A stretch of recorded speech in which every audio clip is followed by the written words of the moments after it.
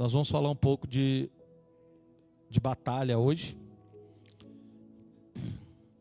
Tem uma mensagem do apóstolo Yuri, vou até recomendar a vocês, 2019, Batalha na Mente 1, e tem Batalha na Mente 2, Páscoa de 2019. Uma palavra muito poderosa, apóstolo João Yuri. Glória a Deus. Eu quero ler com vocês em 2 Coríntios, capítulo 10. Nós estamos nos 21 dias também de oração por Ribeirão Preto. Terça-feira nós tivemos aqui o culto de intercessão por uma genuína humilhação. E hoje o culto está acontecendo na igreja Pastor Ovídio. E o tema hoje é oração pelos irmãos em situação de rua. Vamos lá, 2 Coríntios, capítulo 10, versículo 1 em diante. Eu mesmo, Paulo, vos rogo pela paciência e bondade de Cristo, em que, segundo dizem, quando vos confronto face a face, sou humilde. Entretanto, quando ausente, sou ousado no falar. Suplico-vos que, quando estiver convosco, não seja obrigado a usar de rigor audácia, tal como penso que ousarei agir, para com alguns que imaginam que conduzimos por meio de padrões e maneiras humanas. Porquanto, embora vivendo como seres humanos, não lutamos segundo os padrões deste mundo, pois as armas da nossa guerra não são terrenas, mas poderosas em Deus para destruir fortalezas. Destruímos vãs filosofias e arrogância que também levar as pessoas para longe do conhecimento de Deus, e dominamos todos os pensamentos carnal para torná-los obedientes a Cristo. E estaremos preparados para repreender qualquer atitude rebelde, assim que alcançardes a perfeita obediência. Glória a Deus. Nato, aumenta só um pouquinho o retorno aqui para mim, por gentileza, que aí eu fico com o microfone mais distante. Glória a Deus. Nós vamos falar hoje sobre derrubando os gigantes. Eu não tenho nada escrito, tentei escrever algumas coisas, não consegui, então nós vamos fazer uma pregação expositiva, né? Como que funciona uma pregação expositiva? Nós vamos trabalhando o texto. Eu usei esse texto aqui de Coríntios para nós iniciarmos hoje, mas nós vamos ficar pautados em 1 Samuel capítulo 17, que é a batalha de Davi contra o gigante Golias. Então nós vamos basicamente ficar aí no texto de 1 Samuel capítulo 17, nós vamos trabalhar aí esse tema. Batalha destruindo os gigantes. Esse é o tema que nós vamos falar hoje. Nós estamos vivendo em tempos de batalha, né? A Bíblia está cheia de recomendações para nós termos o entendimento que a nossa luta não é carnal. A igreja, ela não tem uma luta física. A luta da igreja não é uma luta pautada no físico. Nós não estamos lutando fisicamente. Efésios capítulo 6, Paulo vai dizer para nós nos revestir de toda a armadura de Deus. E aí ele vai deixar bem claro que essa armadura não é para nós lutarmos fisicamente, mas é para nós lutarmos espiritualmente contra todas as potestades. Paulo aqui em Coríntios, ele vai repreender a igreja de Coríntios também, como ele repreende na segunda carta, no capítulo 11, no verso 23, ou melhor, eu não gosto de ler a partir do verso 23, eu gosto de ler do primeiro versículo, que aí você entende o contexto da ceia. Paulo também vai repreender a igreja de Coríntios, no sentido do entendimento de que ela era uma igreja que estava se humanizando, né? Não se humanizando no sentido da sua humanidade, mas se humanizando no sentido de fazer as coisas fisicamente, ok? Deu para entender isso aí? Uma coisa é você se humanizar no sentido de entendimento de que você é um ser humano, né? E um ser humano, existe uma deficiência na humanidade, que é porque nós fomos gerados em pecado. Então, é uma deficiência que nós vivemos. Então, nós ficamos doentes, ficamos enfermos, né? Acabei de dizer para vocês que eu tive uma crise de dores dessa madrugada até agora, né? Porque nós somos humanos. E é muito interessante você entender isso, senão você vai entrar numa crise. Porque um evangelho mentiroso vai dizer que você não pode ficar doente. Você é um cristão e que a doença que você tem é um sinal de uma desobediência a Deus. Não. Você está doente porque você é físico. Existe o seu corpo físico.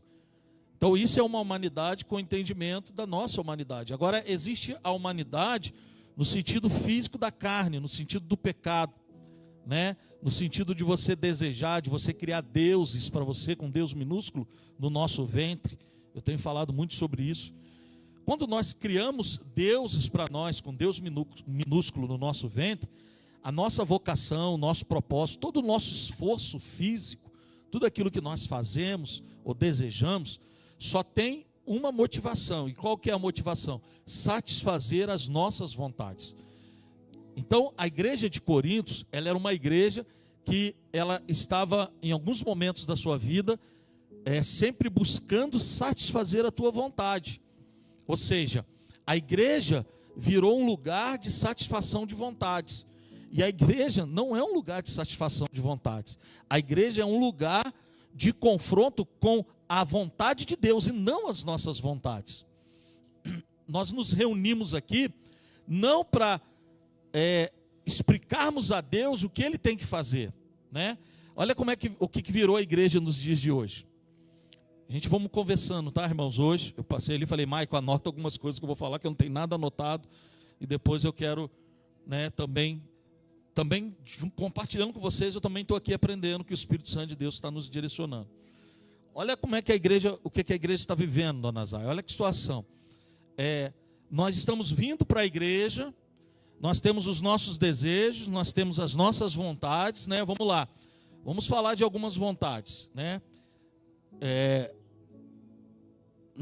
O que eu vou falar aqui, eu não estou dizendo que seja errado, isso é certo. O que define uma coisa errada é o padrão, é o princípio, entendeu? Então, não é errado você vir para a igreja buscando, por exemplo, ter uma vida mais confortável. Deus, eu preciso que o Senhor abençoe meu esposo, a minha esposa. Às vezes o homem está orando, às vezes a mulher. Eu preciso de um emprego, Pai. Eu preciso ter uma forma, que o Senhor me posicione na sociedade. Porque, no meu caso, por exemplo, eu estou sem carro, Deus, eu preciso de um carro, tal. E aí, isso está errado? Não está errado. Não tem nada de errado nisso. Agora, aonde está o erro disso? Nós vimos buscar a nossa vontade sem entender o princípio de que nós precisamos entender que antes de fazermos as nossas vontades, nós precisamos fazer a vontade de quem? De Deus. Então não tem nada de errado em eu buscar um carro. Agora, antes de buscar um carro, eu preciso pedir a Deus e entender se aquele carro é da vontade dele. Ok? Então, aí o que virou a igreja? A igreja virou um ambiente onde as pessoas vêm para a igreja com um monte de listas e elas ficam ensinando a Deus o que Deus tem que fazer. Você já percebeu que algumas pessoas, eu acredito que isso não acontece com vocês, né? Com a gente aqui da Amor e Fé em Ribeirão Preto, isso não acontece. Acontece com outras pessoas. A gente não faz isso. Mas as pessoas vêm para a igreja e elas listam para Deus o que Deus tem que fazer. Olha, Deus, a mulher vem e a oração dela é para Deus melhorar o marido dela. O homem vem, a oração é para Deus melhorar a esposa dele, a mulher dele. E aí a gente fica ensinando a Deus o que ele tem que fazer. A gente fica... É como se a gente botasse Deus sentado e falasse para ele, olha, pai, você tem que fazer assim, assim. Se o Senhor fizer assim, aí sim vai mudar a história. Vai mudar a situação do meu marido, vai mudar a situação da minha... E isso não é comunhão, irmãos. Isso não é sentir a dor do corpo. Sentir a comunhão, viver uma comunhão, não é orar para a Sônia ser a mulher que eu quero. É eu ser o homem que ela quer. Porque é muito mais difícil eu me tornar, é muito mais difícil eu ser o pastor de vocês do que eu querer que vocês sejam a minha ovelha. Porque quando eu quero que vocês sejam a minha ovelha, eu vou definir uma opção de padrão. E os padrões que quem construiu não foi Deus, nesse sentido humano. São padrões construídos pelo próprio diabo, sofismas, as batalhas na mente, entendeu? E aí, eu quero que o Maico seja um obreiro, mas eu quero que o Maico seja um obreiro como eu quero que ele seja um obreiro, e não pautado no padrão de Deus. Então a igreja, ela está errando grandiosamente, achando que aqui é um lugar para que nós sejamos abençoados. Irmãos, a igreja nunca foi um lugar para você vir, para você ser abençoado. Que isso, pastor? Está todo mundo ouvindo isso na internet. Eu vou repetir para deixar bem claro, principalmente porque estão na internet. A igreja não é um lugar para você vir para ser abençoado. Quem disse isso? Onde está na Bíblia aí? Me mostra aí. Vai para a igreja, porque lá na igreja você vai ser abençoado. Não é isso. A igreja é um local de comunhão. E o que a igreja faz? A igreja nos conscientiza do corpo. Irmãos, não tem um lugar que ajuda. Presta atenção. Um estádio de futebol. Eu já fui no estádio de futebol. Eu não lembro o ano, mas fui com o Miguel. Sentei no meio da torcida inimiga, não vou falar o nome da torcida, e eu vi a torcida inimiga perder para o time que eu torcia na época. Olha como é que funciona. No meio daquela torcida inimiga, eu e Miguel era pequenininho, ele tinha a idade do Jorge, menor um pouco. E aí, quando o time fez um gol, o Miguel comemorou. E eu chamei no cantinho e falei, cara, fica quieto, cara. Aí o irmão que estava comigo, ex-líder de uma das torcidas desse time, o corpo dele todo tatuado, um homem de Deus, presbítero Márcio, o filho dele é até jogador de futebol. Ele falou para mim, ô pastor, fala com o Miguel aí, rapaz, tá doido, cara, comemorando o gol aqui no meio da torcida aqui, vai dar ruim. Aí eu, Miguel, aí ele, papai, por quê? Eu falei, depois o pai explica para você. Então, você vai para o meio de uma torcida de um time, vamos falar de um time aqui, você vai para o meio de uma torcida de um time do Corinthians, você chega lá no meio da torcida do time do Corinthians. Alguém no Corinthians está torcendo para o Palmeiras? Cara, é muito fácil você ter comunhão no meio desse negócio aí, rapaz. É muito fácil, todo mundo falando a mesma língua. O cara nem te conhece, só porque você está com a camisa lá do time, ele te abraça, te beija.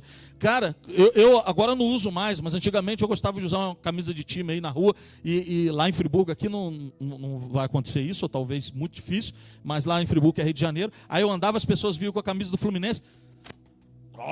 Timão, amigo, é isso aí, cara, tamo junto, aí abraçava e tal. Agora, qual que é o diferencial da igreja?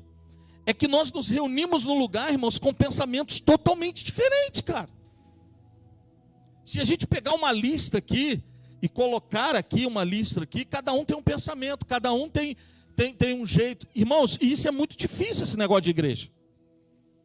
Cada um tem uma ideia. Pastor, irmão, você quer ver coisa difícil? É um agrupamento de pastor, você pregar para pastor, pregar para líderes. Um pastor, ele vai numa igreja, ele olha, irmãos, ele já fica imaginando como que vai ser a igreja dele, ele tem que mudar alguma coisa, ele olha e fala, uau, que legal, vou botar isso lá na minha igreja lá também para ficar igual. Os sofismas que o diabo gerou em nós, e nós não conseguimos gerar um senso de entendimento de que a igreja é um lugar onde nós nos reunimos para que o corpo seja saudável, irmãos. Esse lugar aqui não é uma reunião para me resolver o meu problema, não é para me resolver a dor do meu dedo indicador. É para me resolver a dor do corpo, não é a dor de um dedo. Não é a dor do dedo mindinho, não é a dor do dedo polegar do pé. É a dor do corpo. Então a dor do pastor dessa igreja não é a minha dor, é a nossa dor. A tua dor precisa ser a nossa dor. E isso o diabo tem destruído dentro das igrejas. E a igreja virou um ambiente de satisfação das nossas vontades, dos nossos Deus, com D minúsculo. Nós não viemos para a igreja com uma consciência de comunhão, nós viemos para a igreja com uma consciência de resolver os nossos problemas, as nossas coisas. Cara, nos tornarmos pessoas resolvidas.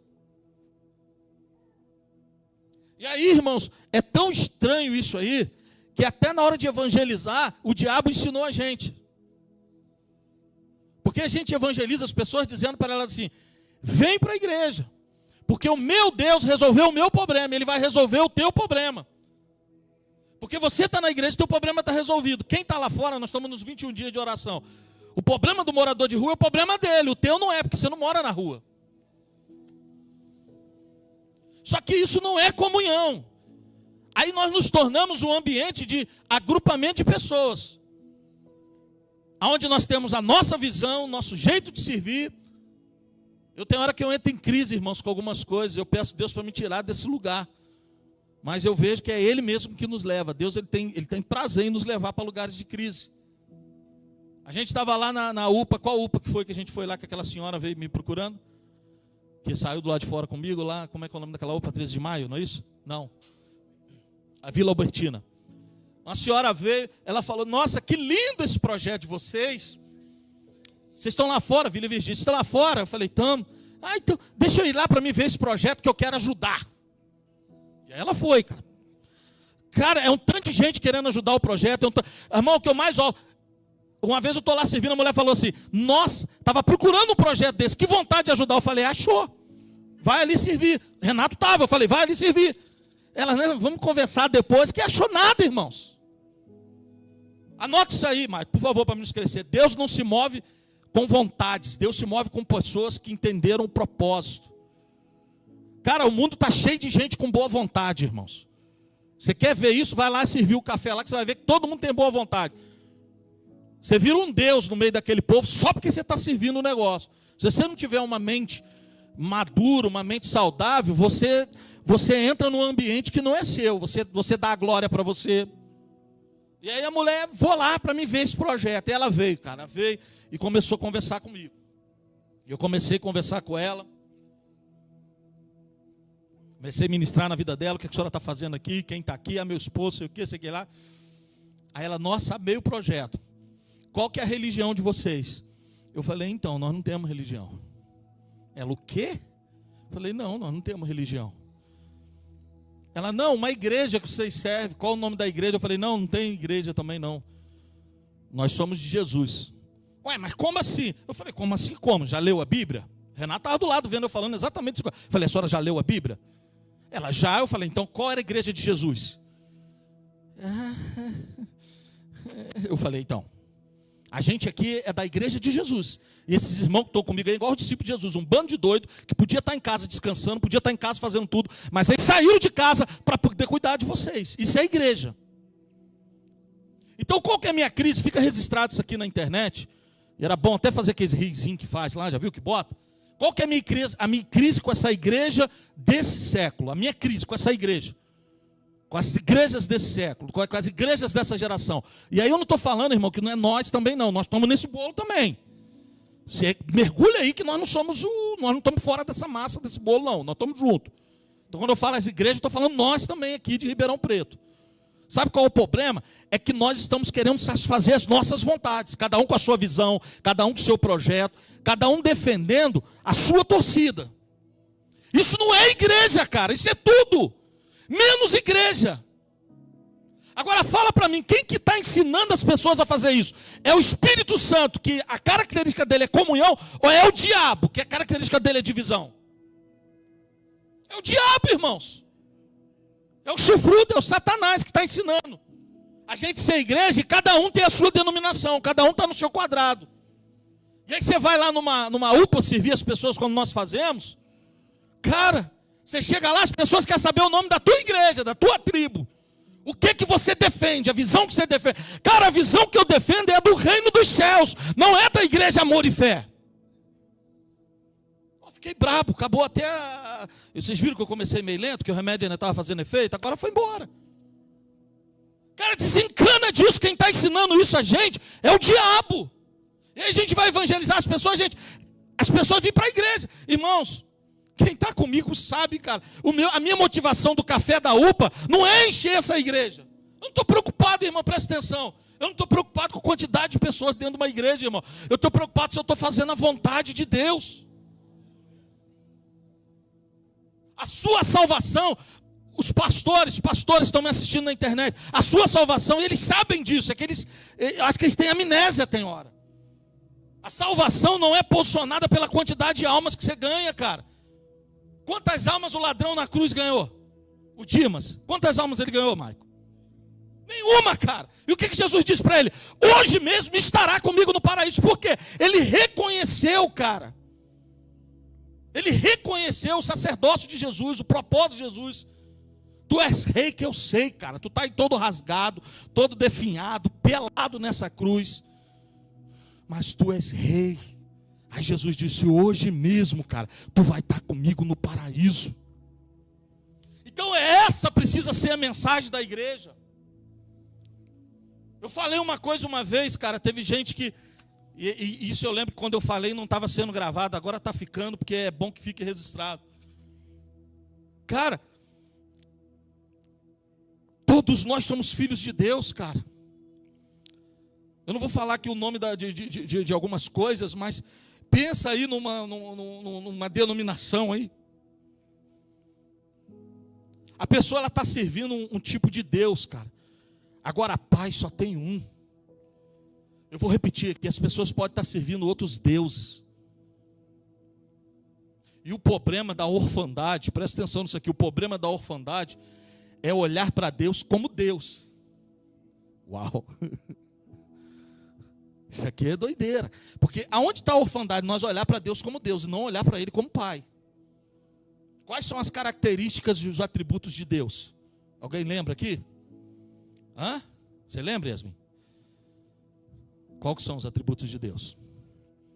Onipotência, onipresença e onisciência. São os atributos divinos de Deus. Agora, quais são os atributos do Pai, do nosso Pai? A graça, o amor e a comunhão. Cara, da mesma forma que Deus ama o maior pastor que você pode... Defina o maior pastor hoje do Brasil. Aí algum vai definir pelos likes da internet, pelas visualizações do YouTube. Alguns vai definir por várias coisas. Não, eu sou o menor na fila do pão. Define aí o maior. Aí essa definição está pautada numa manifestação de quê? Manifestação de quê? Poder. Mas o reino de Deus nunca foi uma manifestação de poder. O reino de Deus sempre foi uma manifestação de vontades do Pai. Então quando eu olho para alguém e defino ela pelo que ela faz, cara, isso não é reino de Deus. O reino de Deus é quando você define a pessoa pelo que ela é em Deus, pelo que ela se transformou em Deus. Então, a mesma posição que o maior pastor tem, cara, como filho, é a mesma de um morador de rua. Vamos falar de morador de rua, porque nós estamos no dia da intercessão pelo morador de situação de rua. Porque na oração de Mateus capítulo 6, qual que é a oração? Como é que Jesus ensina a orar? Qual que é a oração? O pai é de quem? Irmãos, só existe um pai. Anota isso, pelo amor de Deus. Existem vários deuses.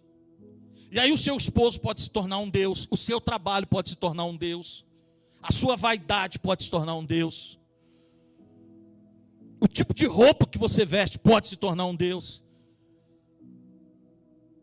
Porque Deus, olha só, presta atenção nisso aqui. Deus é tudo aquilo que você se submete à autoridade dele.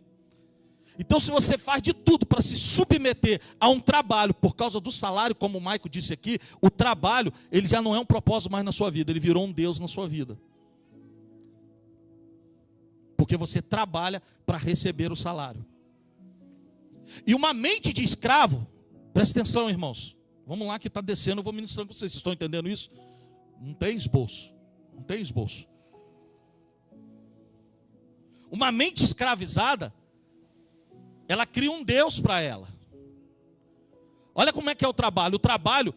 O trabalho no sentido do salário, dona Zay, ele é tão escravizado que você trabalha 30 dias sem receber.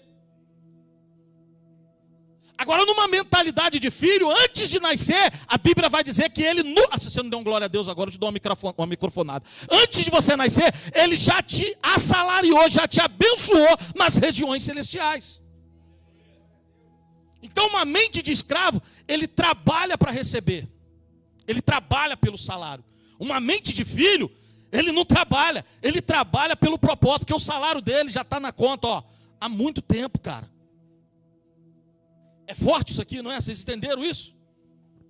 Então, aonde os deuses desse mundo nos pegam?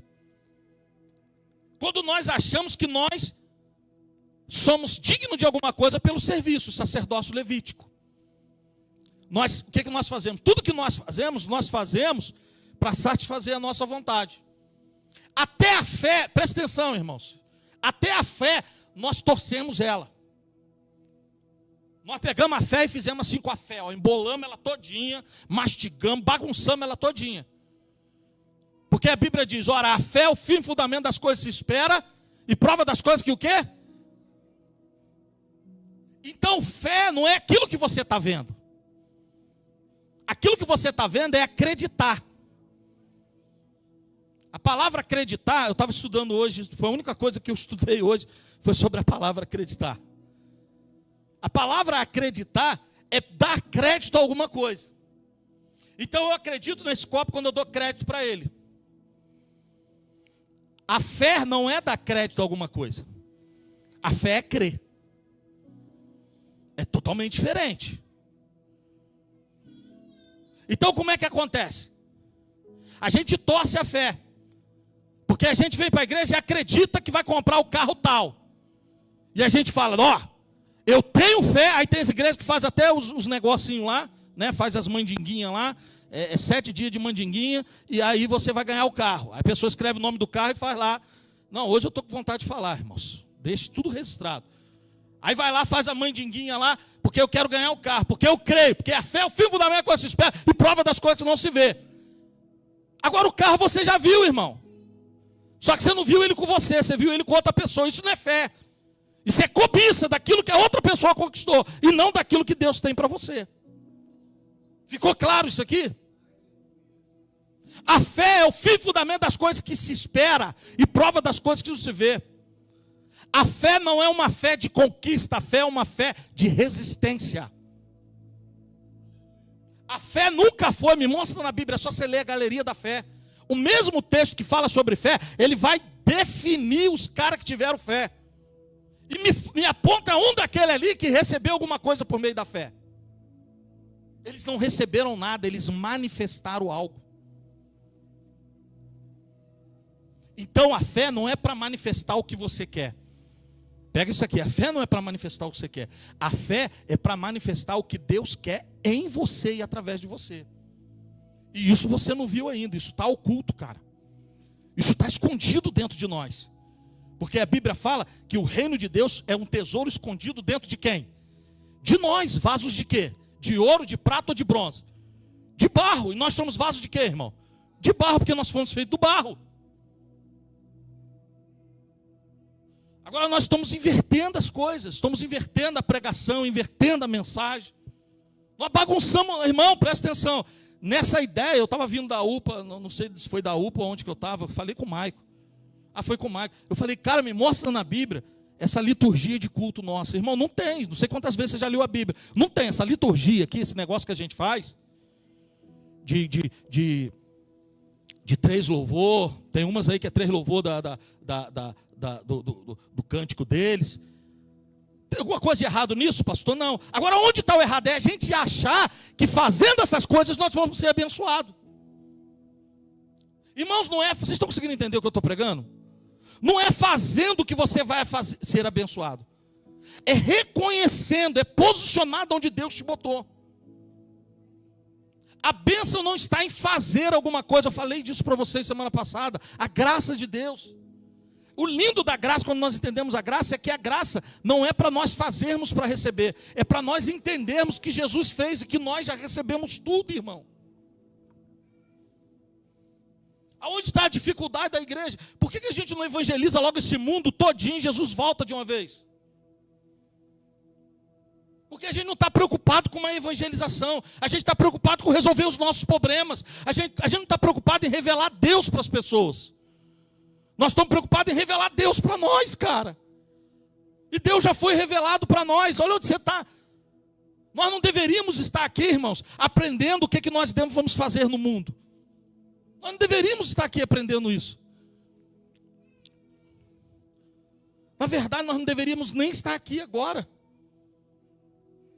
A palavra igreja, irmãos, não é no sentido de construir um lugar. Eu vejo as pessoas, cara, eu fico vendo as pessoas na internet. O cara começa um negocinho, já arruma um jeito, o cara já faz igreja, cara, igreja. A definição de igreja, cara, virou isso aqui, ó. Quem que é a igreja de Jesus? Pergunta para o seu irmão, quem que é a igreja de Jesus? Olha para ele, faz assim com a mão assim, ó. Igual o Cid da Era do Gelo, assim, ó. Faz assim. Surpresa. Sou eu a igreja. A igreja somos nós, cara. Agora, se essa igreja, presta atenção, irmão, se essa igreja fica aqui, nossa, eu nem fui ainda para 1 Samuel capítulo 17. Se a igreja fica aqui, dentro desse templo, cara, e a gente achando que aqui nós somos igreja, ser sincero para mim, você acha que as outras pessoas vão saber o que é a igreja, irmãos? Não, seja sincero, vocês acham que vão? A pessoa que trabalha com você lá, cara, a gente tem que parar de evangelizar as pessoas, trazendo as pessoas para a igreja, e nós precisamos nos tornar a igreja, e ir até as pessoas. Ser tirados para fora, a palavra igreja é eclésia, tirados para fora. Por que a igreja primitiva cresceu, irmão? Não é porque ela fez uma catedral, porque elas podiam fazer. A primeira pregação de Pedro ganhou mais de 3.000 almas. A segunda, mais de 2.000 almas. A igreja primitiva, Maico, depois do batismo, velozmente ela já tinha 10.000 membros. Assim, cara. 10.000. Agora, o que fazia essa igreja crescer? O kids que ela tinha? A estrutura que... Irmãos, tem igreja que eu olho, eu falo, meu Deus, eu não dou conta disso, pai. Eu não dou conta. Cara, a igreja é toda adaptada para o nosso conforto. E aí a gente cada vez mais estamos entrando para dentro da igreja e pouco nós estamos saindo da igreja. Aí você está numa cidade, os pastores de Ribeirão Preto, e eu sou um desses. Cara, a gente fala isso direto no conselho. Ribeirão Preto tem 750 mil habitantes. Sabe quantas pessoas são convertidas? Quantos por cento são convertidos, irmãos? Você já fez essa pesquisa? Já deu um Google lá para fazer essa pesquisa? A igreja está cada vez mais entrando para dentro. Como que Ribeirão vai saber que existe uma igreja? Se a gente não sai dentro da igreja, a gente quer encher a igreja de gente. Por quê? Porque nós queremos... Cara, não é ruim, irmão. Claro que é bom, irmão. Você pega um congresso aí, irmão, você pega um ministério de louvor, louvando numa igreja assim. Cara, você pega aí, cara, pega o melhor cantor da mídia que você pensa e traz ele aqui e bota para cantar com essa quantidade de pessoa que está aqui. Você vai conhecer o coração do cara na hora. Você pega, vai na internet, irmãos, vê os pregadores, a motivação. Porque a gente, cara... O diabo ensinou a gente que ser igreja é estar aqui nos cultos, é vir no culto de domingo, é vir no culto de quarta-feira. Isso também faz parte, irmão, de ser igreja, mas não é igreja. Está ficando claro isso aqui para vocês? Isso faz parte, mas isso não é igreja, irmãos. Igreja é o Renato lá, cara, trabalhei com ele uma semana lá. Me senti o Homem-Aranha, sangue de Jesus tem poder, cara. Quase que eu joguei telha, Raíssa, para agarrar um lugar alto. Quando eu cheguei, já olhei para o Renato e ele falou, vai ter que limpar esse vidro por fora. Eu falei, já vou falar uma parada para você. Por fora eu não subo no andame, cara, que eu não fui feito para voar. Eu sou um ser humano, eu tenho asas espirituais. Todo pastor tem asa, porque eu sou um anjo. E um anjo tem asa, irmãos. Dá uma olhada nas minhas aí, ó. Tem umas asas chapa quente aqui, irmãos. Lá, viu? Se ele falou que é grande, eu acredito. Porque é criança, da boca das crianças sai a palavra certa. Agora vamos lá. Cara, toda hora eu vendo o Renato lá catucando o rapaz que estava com a gente. E eu estou lá olhando, discípulo, estou vendo, cara, uma oportunidade. É Jesus, cara, você precisa de Jesus. Opa. Isso é ser igreja, irmãos. Ele vir para cá congregar com a gente é uma consequência. Agora não importa onde ele vai congregar, cara. A gente está numa briga, cara, de quem vem, quem não vai. Vem para a minha, que é a minha. Cara, eu estou olhando para as igrejas, parece que as igrejas têm lá, cara, parece Vou falar. Se vocês quiserem me processar, me processa. Parece o McDonald's e o BK, cara. Um do lado do outro. Um querendo disputar com o outro, cara. O lanche aqui é melhor. Já viu a guerra que eles têm na internet? Cara, eu estou falando coisa da minha cabeça ou eu tenho razão no que eu estou falando aqui, irmãos? Por favor, pode falar. Isso não é um desabafo. Isso é uma palavra pastoral. Cara, que briga de igreja, cara. Vem para cá, porque aqui o dízimo é 9%, 9,9%.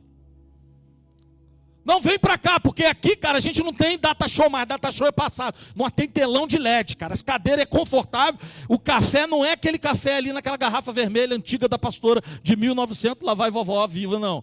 A garrafa é expressa. Tudo, irmão, presta atenção, irmãos. Tudo que você vê é para satisfazer o nosso Deus, a nossa vontade.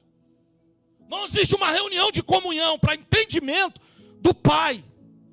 É uma reunião para satisfazer os nossos desejos, as nossas vontades. Tudo é compilado. Tudo, irmão, tudo é compilado. Cara, é para você se tornar o cara.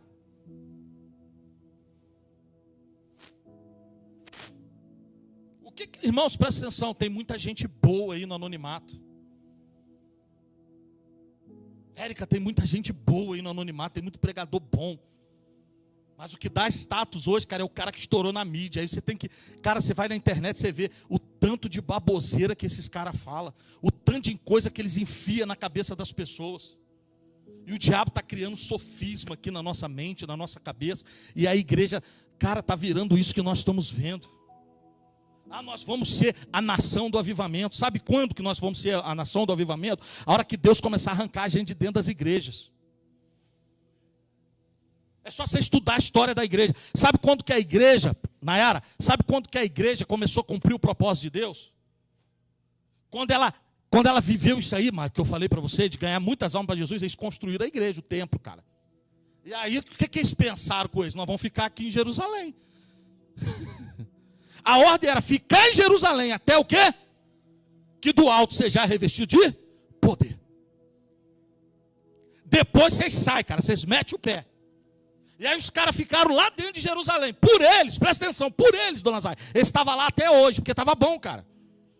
A receita subiu, é só você ler a Bíblia. Todo mundo pegava o dinheiro, presta atenção, dona Zay. Dízimo e oferta não era essa michuruca que a gente vê no dia de hoje, não. As pessoas vendiam tudo. Jogava no pé dos apóstolos. Toma aí, ó, faz o que vocês quiserem com esse dinheiro. Eu quero ver essa igreja crescer. Quero ver essa bagaça estourar Ribeirão Preto. Toma aí, vamos embora. Vamos embora que nós vamos arrebentar isso tudo. Agora nós vamos ganhar alma para Jesus. Olha a mentalidade deles, como é que eles estavam vocacionados. Aí o negócio ficou confortável, Maico. O povo toma ele dinheiro, injetando, o cara melhorou. Cara, os apóstolos que precisavam de Jesus para orar, para multiplicar pão. Já não precisava mais, porque o pão estava sobrando, cara. Eles tinham de sobra. Os caras estavam bonitos, cara. Churrascaria todo dia. Cara, YouTube botando dinheiro na conta. Congresso direto. Cara, irmão, é cada tema de conferência. É não sei o que, não sei o que lá. Tudo para melhorar a gente. E está tudo aqui, ó.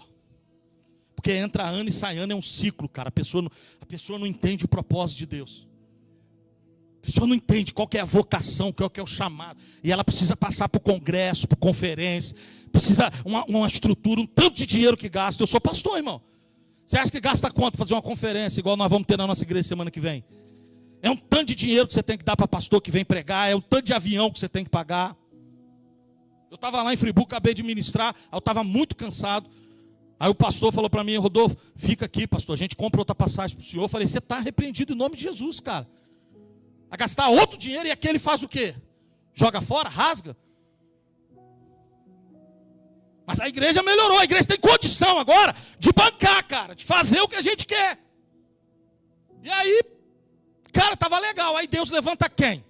Foi Deus que levantou, não foi o diabo. Não foi o diabo, Mike, presta atenção. Não foi o diabo, foi Deus. Quem que Deus levanta? Paulo. E Paulo era tranquilo, irmão. Você chegava numa igreja como essa, assim, com os soldados, e ele: com licença, boa noite, dá licença.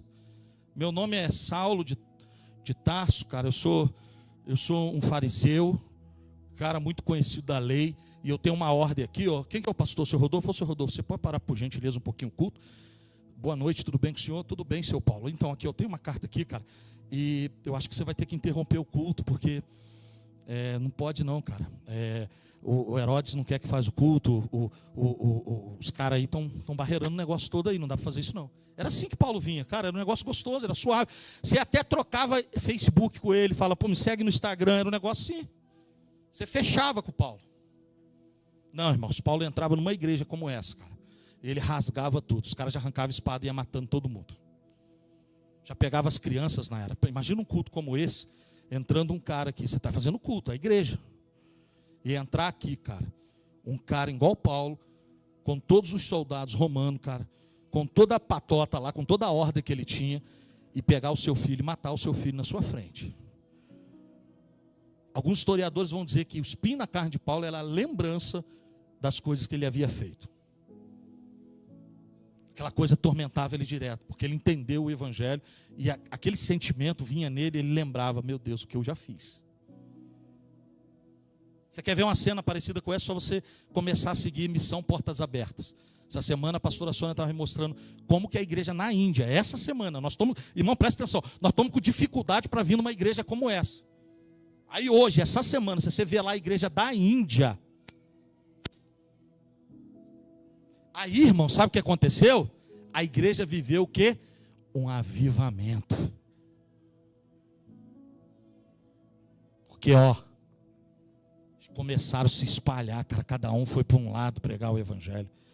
Aí o evangelho começou a ser conhecido na Samaria. Começou a ir. Sabe por que nós estamos aqui hoje pregando, irmãos? Não é por causa dos apóstolos que ficaram lá em Jerusalém, não. Eles foram responsáveis.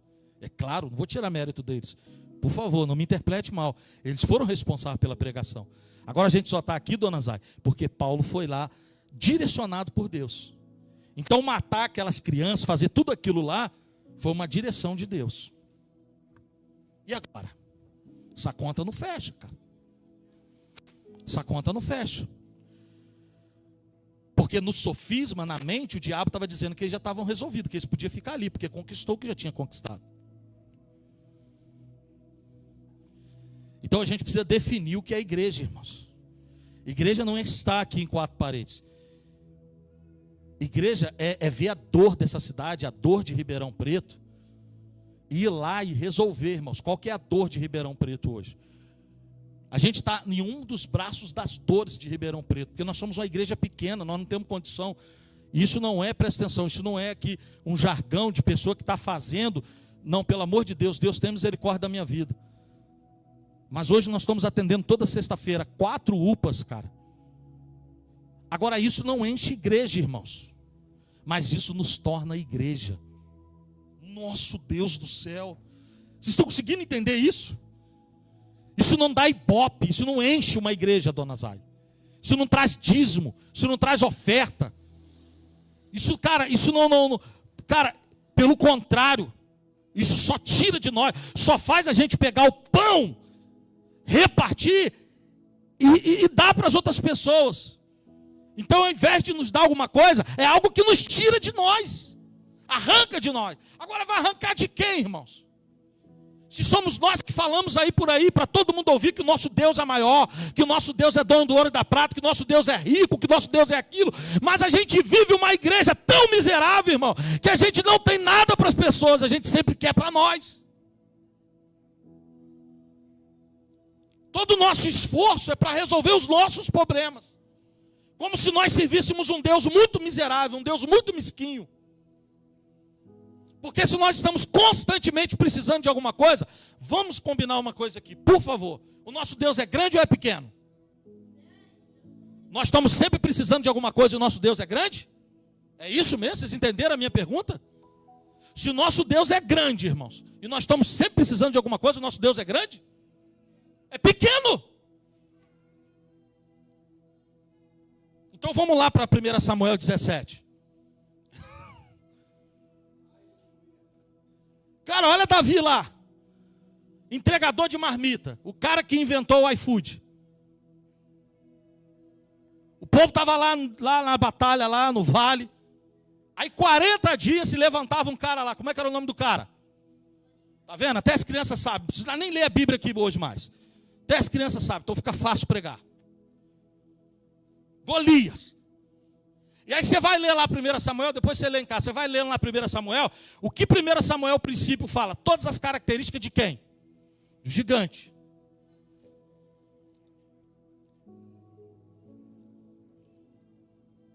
Cara, o tamanho do gigante, todo o preparo do gigante, toda a força do gigante. Essa é e sempre foi a ideia do diabo. Nós temos uma, irmão, presta atenção. Nós somos especialistas em definir problema. Nós temos assim uma precisão para definir problema que é uma coisa violenta. Eu sou pastor já há um tempo, irmãos. Não sou pastor de agora, não.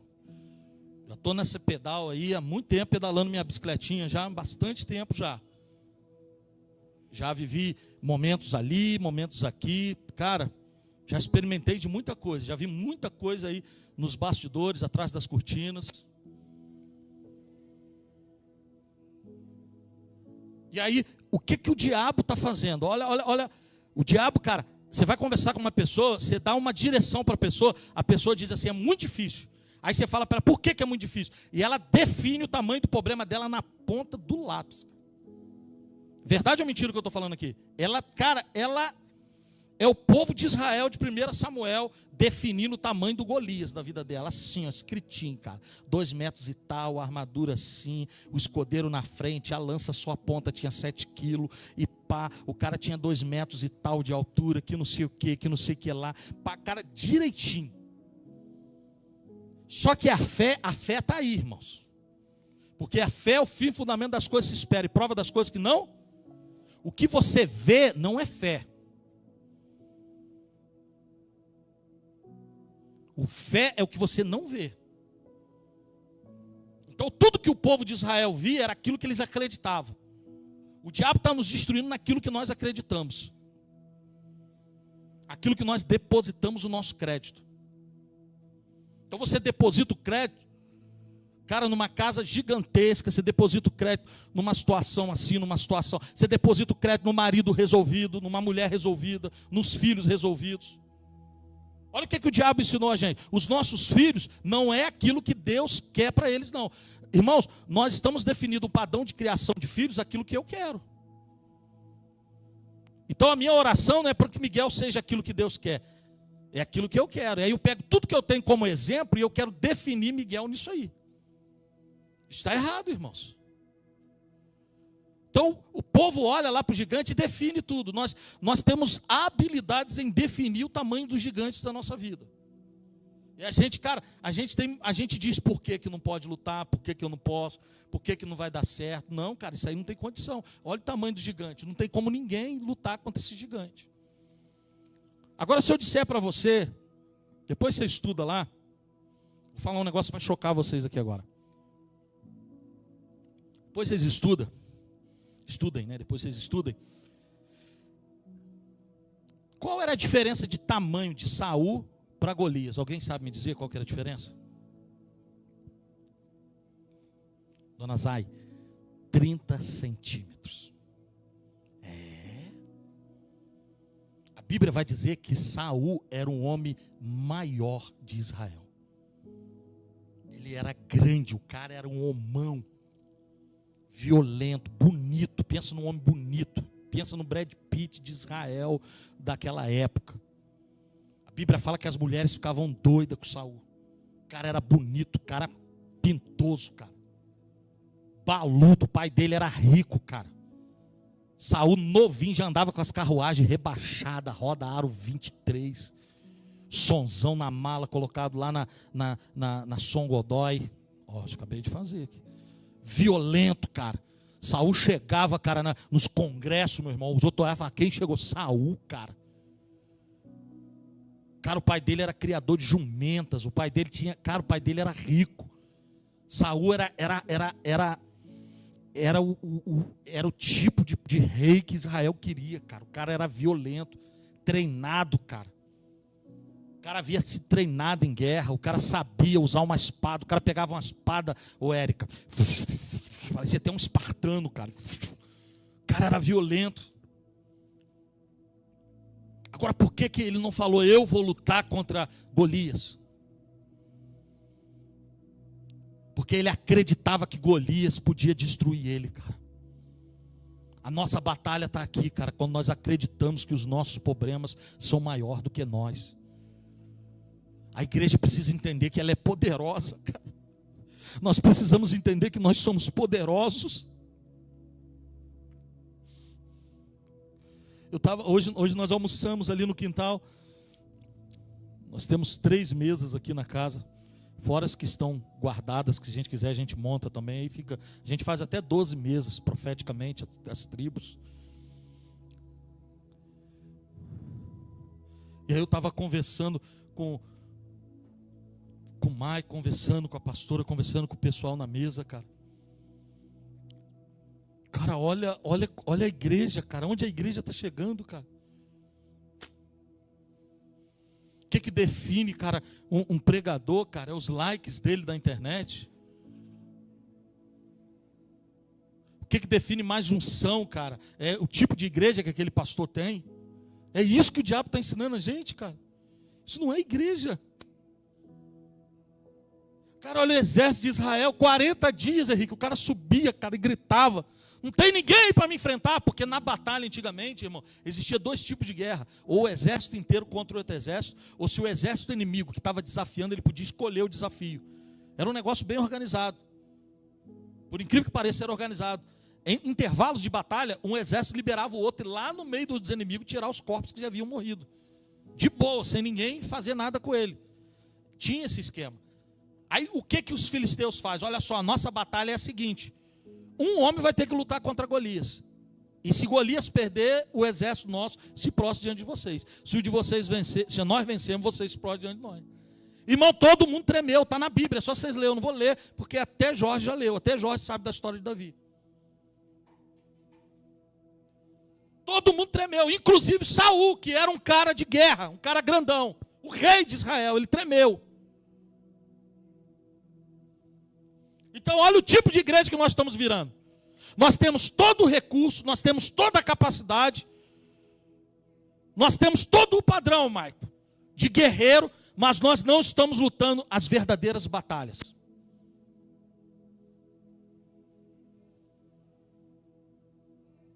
Aí a gente está definindo, nós estamos definindo o padrão de luta, o padrão de dificuldade. Nós vamos lutar contra esse gigante, cara, ele vai matar a gente. Não, ele vai me matar. Então vai ser um prejuízo grande, eu não vou lutar contra ele. Então tudo aquilo que nos fere, tudo aquilo que nos faz sofrer, tudo aquilo que nos torna difícil, tudo aquilo que é difícil, tudo aquilo que atinge a nossa família. Irmãos, eu estou 1 ano aqui em Ribeirão. Eu não sei se foi com o Henrique ou com o Renato que eu conversei isso. Irmãos, vocês acham que é fácil você pegar uma família, tirar de uma cidade, tirar um filho de uma escola, tirar uma filha, pegar uma esposa, cara, arrancar tudo, vir para outra cidade. Cara, eu vou falar uma coisa para você. Você é traumático. Você é violento. Você vem para um lugar totalmente desconhecido. Você vem fazer... Isso é doído, irmãos. Mas olha o que o diabo está fazendo. Eu vou se eu for beneficiado. Agora, aquilo que vai me ferir, eu não vou nem tocar. Então o padrão de igreja para nós, o padrão de reino de céus para a gente, é tudo aquilo que nos beneficia. E nada daquilo que nos mata. Só que não foi isso que Jesus ensinou. Está entendendo isso aqui, Maico?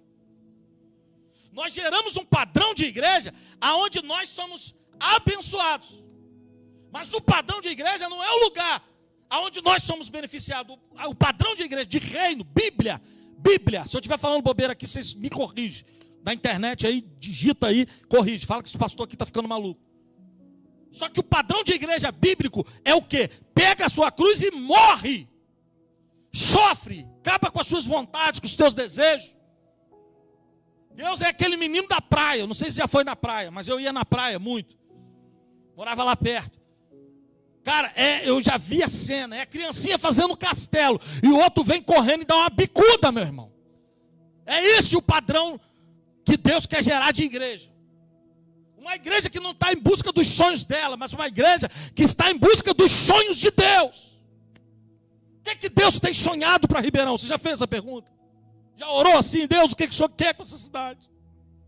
Aonde está doendo nessa cidade? Aonde dói, Deus? Aonde dói, a igreja tem que estar onde está doendo. Jesus só ia onde doía. Você queria encontrar Jesus, era na dor, cara. Queria encontrar Cristo, era só você buscar o lugar mais sofrido da cidade. Ele estava lá. Estava prestes à festa da Páscoa, cara. Uma festa, todo mundo vindo de longe, Jerusalém lotando, os templos cheios, todo mundo fazendo inscrição, pegando pulseirinha, entrando, sala VIP, porque tem pulseirinha agora vermelha, laranja, é uma área para uma área para outra. Que desgraça, cara, de igreja que está vivendo. Aí procura Jesus nesse congresso. Ele está lá no tanque de Betesda, cara. Leproso. Cara com cadeira de roda, muleta, tudo desgraçado lá. Aonde está Jesus? Fazendo a inscrição lá? Não, ele está lá no meio dos caras, todo arrebentado, cara. Se a gente não entender isso, nós vamos ficar aqui, irmão, lutando para encher essa igreja.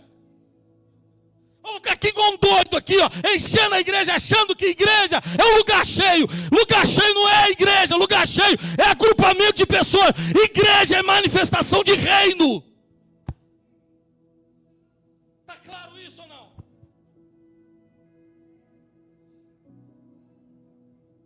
Cara, onde está a dor? Onde está a dor, cara, de Ribeirão Preto? Aonde dói em Ribeirão Preto?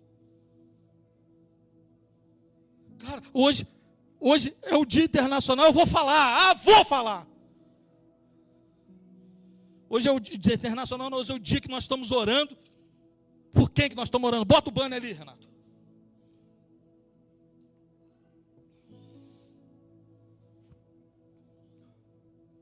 Então, depois vocês dizem se eu tenho razão que eu estou falando, se não tiver, vocês podem falar, presta atenção. Nós estamos orando por quê? Cara, você queria ver a igreja agir hoje, vou falar só de hoje, é juntar essa igrejada toda, essa igreja, cara, isso tudo que tem aí em Ribeirão Preto, hoje, sair para a rua, procurando morador de rua. Vocês acham que nós ia dar um sinal para essa cidade, sim ou não? Agora fala para mim, o que hoje essas igrejas estão fazendo? Está todo mundo dentro da igreja, cara, e o morador de rua, lá na rua com fome e com frio. Ser sincero, isso é igreja, irmãos. Isso é igreja, Yasmin. Eu estou falando, eu estou certo ou estou errado? Não no sentido de razão, porque eu já perdi todas as minhas razões nessa caminhada. Agora, ser sincero, Renato, você que está na mídia aí, natão da mídia de Ribeirão Preto. Você acha que essa mutueira de igreja, cara, você vai numas igrejas hoje, agora. Tem igreja lá no estacionamento que só de carro no estacionamento da igreja tem mais de 10 milhões de reais. Só de carro. Você acha que essa igreja resolveria o problema dos moradores de rua, sim ou não? Agora, por que não resolve? Porque a gente é tudo, dona Zay, menos igreja. Nós somos tudo, cara.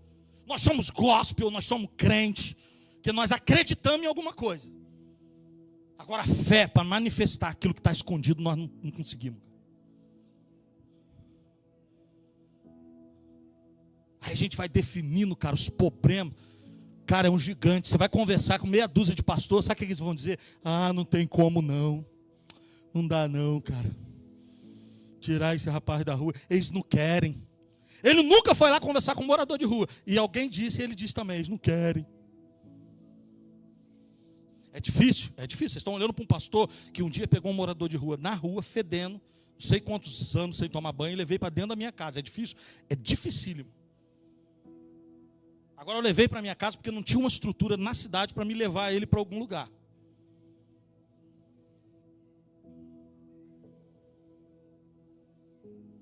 Aí, meu irmão, quem que chega lá na batalha? Quem que chega lá, Maico, na batalha? Davi, cara. Davi era o quê? Pastor de ovelha. Entregador de marmita, cara. Imagina, eu mando você para o maior congresso do mundo aqui, cara. Maior congresso, maior conferência do mundo, Henrique. Aí eu peço você para ir lá, Maico. Fala você, filho, leve esses negócios aqui. Você vai pegar um ônibus, vai pegar um avião, você vai lá, vai levar. É só você entregar e perguntar como é que está a batalha e vir embora. É só isso. Vai embora. Ok? Aí Davi vai, cara. Davi levanta, fala o que o pai mandou, pega as marmitinhazinhas, as coisinhas, vai lá, tá. Aí ele entrega para o cara que cuidava da bagagem, porque tinha um cara lá que só cuidava das coisas. Aí ele chama o cara lá, sei lá o nome do cara, Joaquim. Eu sou Joaquim, tudo bom? Meu pai Jessé pediu para trazer essas coisas aqui e tal. Aí ele deixa lá com o cara.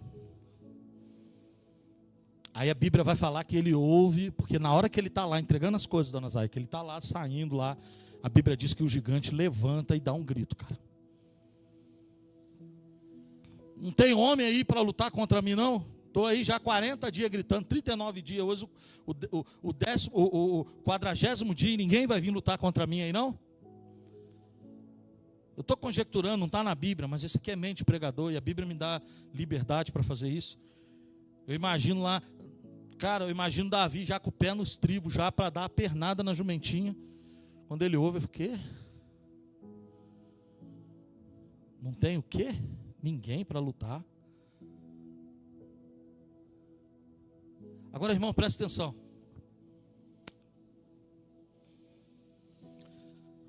Para me concluir isso aqui, Davi, Yasmin, a gente vai dar um parafuso em nós aqui agora. Porque Davi era o cara menos preparado para lutar com Golias. Davi era pastor de ovelha, cara.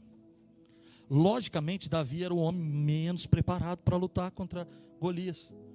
Davi nunca treinou, cara. Davi não tinha preparo nenhum para lutar contra Golias. Então não é a sua capacidade que vai resolver os seus problemas, é se resolver esses problemas está dentro do propósito de Deus, irmãos. Porque Deus é especialista em criar problema, irmãos. Irmão, pensa num Deus poderoso para criar problema. Mas por que Deus cria problema, irmão? Para você entender que você não consegue resolver nada com as suas habilidades, irmãos. Cara, habilidoso era o que mais tinha no povo de Israel, no exército de Israel, do rei até o soldado aspira lá. Tinha os mais habilidosos, cara. Até o aspirante que estava lá fazendo o IP1000 lá, que foi convocado lá, cara, era o cara que estava pronto para guerrear. Porque ele tinha uma mentalidade que cara, ele estava lá. Agora, onde está a dificuldade deles? Eles ter olhado o tamanho do gigante, cara. Quando Davi chega, ele nem mira o gigante, Érica. Ele já manda uma assim pro gigante. Quem é esse incircunciso? Primeira coisa, quem é esse órfão, cara? Nem pai esse cara tem. Chegou um cara que tem o Senhor como pai, cara. E aí a Bíblia diz que ele vai lá, cara, ele começa a perguntar. E aí os irmãos dele falam, cara, você está aqui enfiando seu nariz de novo onde você não foi chamado. Para pessoas que sentem as dores de um lugar, ele tem mania de enfiar o nariz onde ele não foi chamado, cara. Não, eu vou resolver isso aí. Então vão lá conversar lá com Saul lá, que vão ver. Aí Davi vai lá conversar com Saul. Primeira coisa que Davi vai fazer, irmãos, é capacitar Davi para a batalha.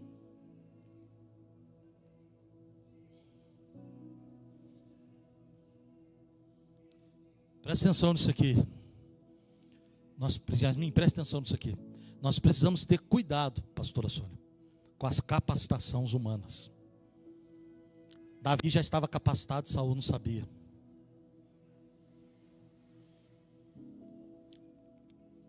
A capacitação humana tem o poder de tirar você do propósito de Deus. A capacidade de Deus tem o poder de alinhar você cada vez mais ao propósito dele. Então Davi já era um cara capacitado. Davi já era um cara violento, cara. Só que Saul olhou para ele, o cara olhou para o tamanho dele e falou, cara, eu preciso capacitar você. Então olha as batalhas que o diabo está botando na nossa mente. Você quer receber essa bênção? Para receber, irmãos, a Yasmin me mandou um áudio. É Yasmin ou Michael, não sei quem foi. Cara, eu não sei o que ela é, se ela é missionária, apóstola, discípula, eu não sei o que ela é, mas a mulher, a oração é assim, oração de 10 minutos era um valor. Oração de não sei o que. Aí tinha a de 1.500, irmão, a de 1.500 é a chapa quente. Que a de 1.500, ela orava 1h30 por você. Orava não, ela ora, porque está na internet, irmão. Olha a igreja, irmão, presta atenção. É a igreja, somos nós, irmão. Não sai fora disso aí, não é. Eu sou da Amor e Fé, e lá nós temos uma visão. Irmão, é nós. É essa a igreja desse século. Se você não tiver uma mentalidade de entender isso, as coisas vão continuar piorando. É a igreja. Você está pensando que o mundo olha amor e fé, Deus de amor, universal? Vai evangelizar para você ver se vocês olham assim. Eles olham assim, Renato? Igreja. Igreja é tudo. Eu sou pastor. Preconceito que eu sofro. Você acha que eu sofro preconceito com as pessoas aí de opções de sexos aí? Você acha que eu sofro preconceito com eles porque eu sou Rodolfo? Não, porque eu sou pastor, porque eu faço parte desse bolo aí. Então essa igreja é nós. R$1.500, Henrique. 1.500, ela ora 1h30 por você, ela te dá uma revelação violenta, ela te entrega uma profecia, ela garante que o que ela está orando vai acontecer na sua vida. Não, pô, acabou tudo, resolveu tudo, irmão. Acabou, irmão, está resolvido. Para que Jesus com uma mulher dessa? Vou marcar uma conferência com ela aqui, acabou. Então Saul pega o Davi, vem cá, Miguel, Davi, pega o Davi. Tira aqui, Maico, para mim aqui a bandeira de São Paulo aqui, com todo respeito. Não que a bandeira seja a armadura de Saul, mas só para tipificar aqui. Ele pega a armadura, cara, dele, que o cara era quase do tamanho de Golias, e ele coloca em Davi. Dá uma olhada para Davi, dá a espada na mão de Davi, dá a lança, dá o escudo, pega um escudeiro lá. Vem cá, Maico. Você vai ser escudeiro do guerreiro Miguel agora. Carrega para ele aí o escudo dele, carrega a espada dele. Pega lá a espada lá, Yasmin. Estou com vontade de pregar hoje, irmãos. Já ficou acabando já. Vocês entenderem, vocês estão entendendo essa palavra? Pega a espada. Aumenta essa espada aí, que está uma espada muito michuruca. Dá um jeito de aumentar ela aí. Isso, espadão, cara. Tá bom, ficou já uma espada já. Segura aí por baixo, vira ao contrário. Aí, isso é a espada. Contrário, Mike. Você tem a mente de profeta, é uma coisa terrível, Jesus. Espada, cara. Tá aí, Davi. Arrumei um escudeiro para você. Porque quem era o escudeiro? Era aquele que levava as armaduras, levava tudo do guerreiro. O guerreiro ia só. Anda aí, pode ir, Davi. Só que Davi não conseguiu. Vai, Davi, tenta andar com a armadura. Vai, Davi, vai para a guerra. Por que não está dando, Davi? Cara, presta atenção. Isso aqui era todo o recurso que Davi precisava para a batalha. Armadura, espada, escudo, escudeiro. Cara, tudo recurso. Irmão, se Deus quisesse nos dar recurso para nós dar certo, Ele dava, porque Ele tem capacidade para isso. Vê se vocês vão entender o que eu estou pregando para vocês hoje. Se Deus quiser encher a igreja de recursos, cara, é recurso para isso, é recurso para tornar o cara melhor, é recurso para isso, é recurso para aquilo. Cara, recurso, a igreja está cheia. Só que o problema da igreja não é o recurso, é a vocação. Tá legal isso aí, não tá? É a vocação.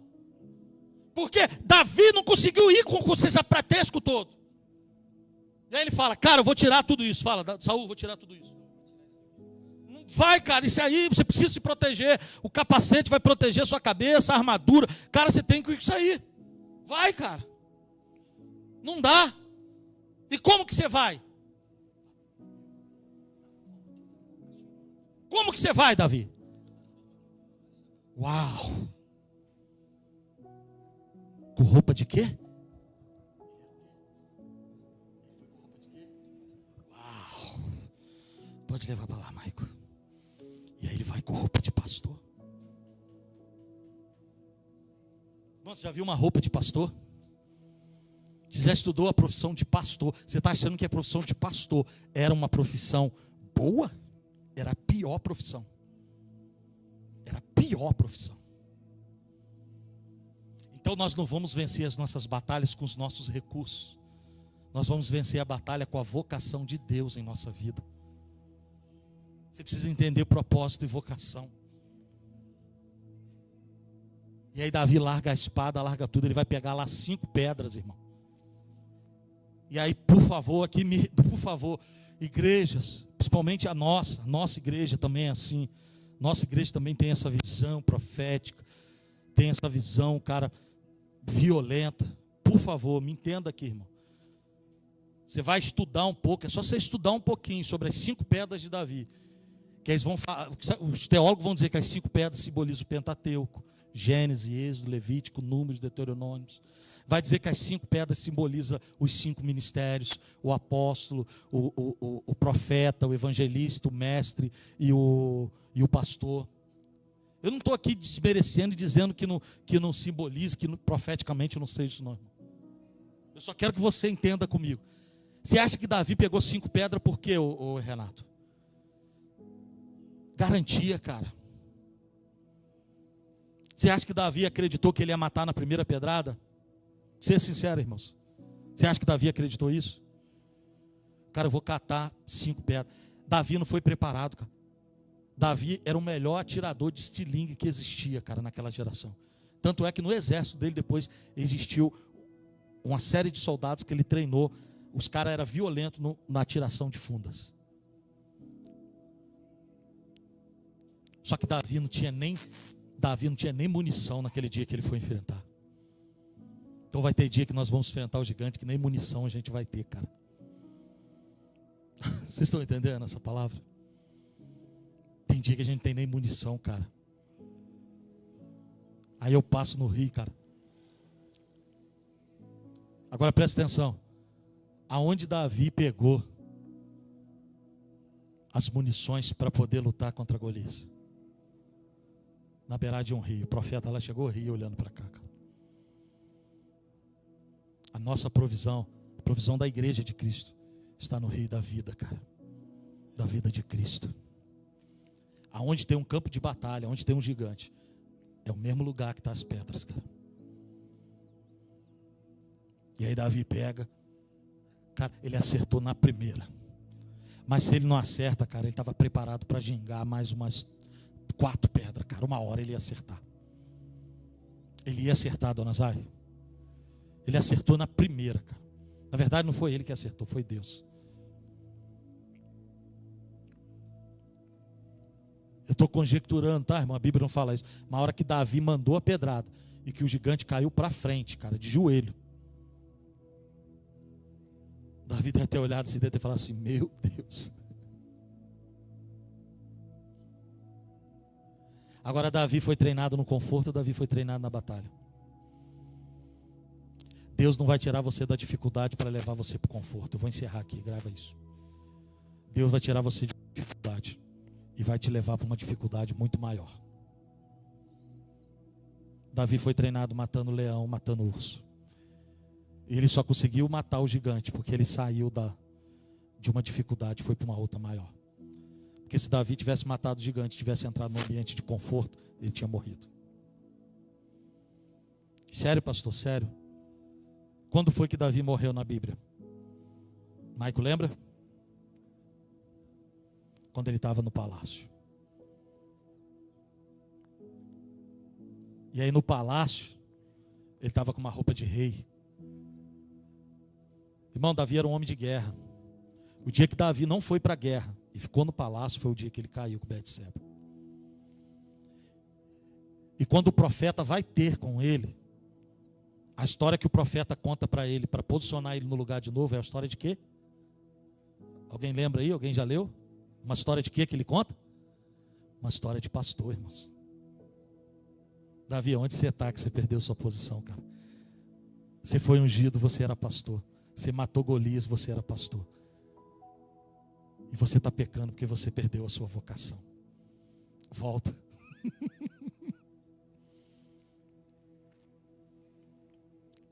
Depois que Davi mata o gigante, pega aí para mim, Nata. 1 Samuel 17, bota o último versículo aí para mim.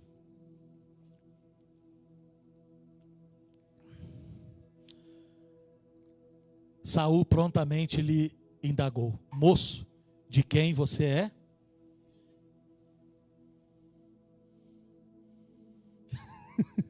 Vocês entenderam? Quando ele chegou, ninguém nem sabia quem que ele era. Era um menino que foi entregar marmita. Depois que ele matou o gigante, alguém falou: esse cara não é órfão não, cara. Ele tem pai. Então você só vai se tornar um filho quando você estiver onde Deus chamou você para ser. Ficou claro isso aí? Deu para a gente aprender hoje alguma coisa? Sim ou não? Deu, irmãos? Então vamos orar em nome de Jesus. Pai, nós te damos graça. Muito obrigado. Ajeita aqui a bandeira para mim, Michael. Muito obrigado por essa palavra. Obrigado, Pai, por tudo que o Senhor fez aqui. Pai, nos posiciona, Pai, que nós possamos, ao contrário, Michael, isso, que nós possamos vencer os gigantes da nossa vida. Nós possamos destruir eles, Pai. Não com a nossa capacidade humana, Pai, mas com as armas que o Senhor nos deu. Nós te agradecemos, Pai, por tudo. Em nome de Jesus. Amém.